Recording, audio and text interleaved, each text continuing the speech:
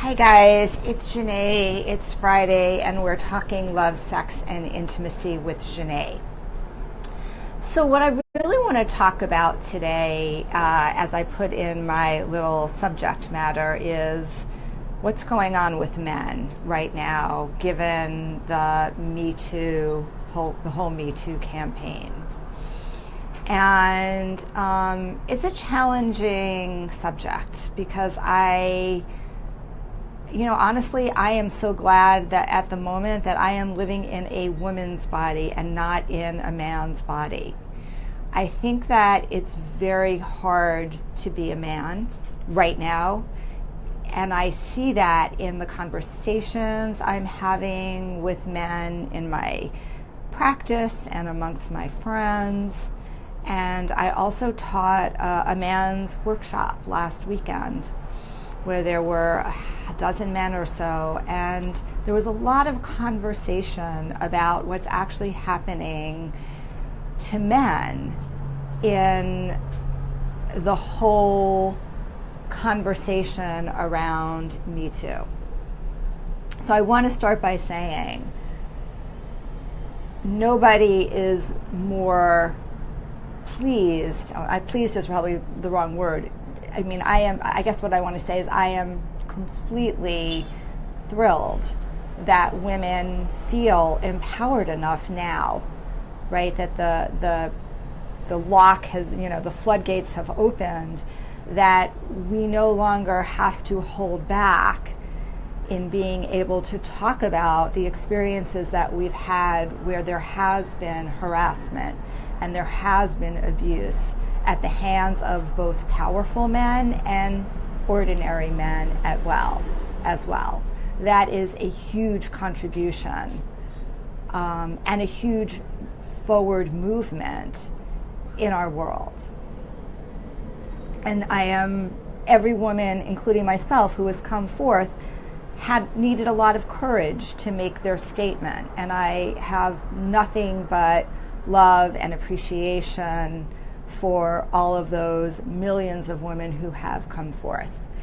And yet, as I watch what's happening, especially in the media and in my conversations with men, I'm struck by there's not been, in my opinion, enough compassion for men in general, and I'm not talking about the Harvey Weinsteins of the world, but I'm just talking about the way men are socialized, and in understanding that for a lot of men, the behavior of patting a woman on her butt or pinching her is something that they were taught and saw over and over again by fathers, by uncles, by colleagues as acceptable behavior.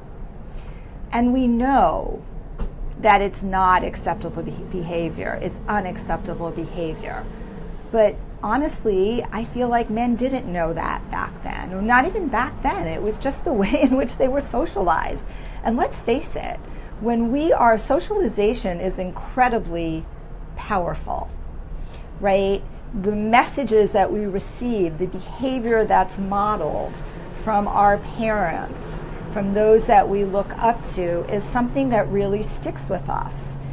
And unless we're told otherwise, we think typically that socialized behavior is appropriate, especially when you see it all over the media, right? So, I think one of the best examples, the video that's been went pretty viral on Facebook maybe about a month ago, was the Star Wars video with Han Solo and Princess Leia, when he wanted to kiss her and she resisted him, which we would now call he was sexually harassing her. And then he kissed her again and he persisted and she actually melted and wanted that. Without judging what that was at the moment, that was the type of messages, those were the type of messages that men who grew up in my era, right, and certainly before, were told was completely acceptable. And so I just feel like there needs to be from the feminine, which is rising and taking its place, we need to bring the masculine up with us. We cannot leave men in the gutter, confused, conflicted, not understanding what they should be doing and what they shouldn't be doing. I mean, I have a lot of empathy and, also like really appreciation for the men who have taken ownership on Facebook, right? How many men of friends of mine have posted, I did it too, or whatever, I can't remember what the meme was, but I have deep appreciation for taking ownership of ways in which maybe there was a transgression or where you acted inappropriately.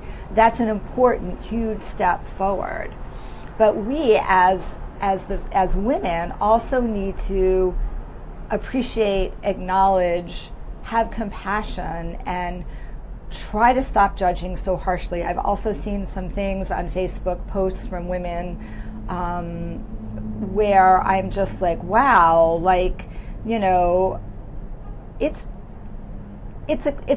understandable how angry and upset women are, but I just feel like the other side of the equation of like, how do we help men be more aware? Thank you, Deb. I appreciate it. Thank you for that. How do we help men be more aware?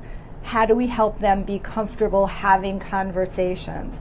And how do we show them compassion and love for the choices that they made, which perhaps were not the right choices? And I feel like, that so many men are angry and resentful. Like that was what was coming forth at this seminar, which is usually a very like supportive and open place when we engage with men in a conversation around what is it like, what is the male-female dynamic like. But this time it was totally different. There was anger and there was resentment, and men were bitter and they were closed down. And we do not want that to happen in our country. Yes, we need our men as allies, and you do need to be allies to women, but we also need to be allies to men.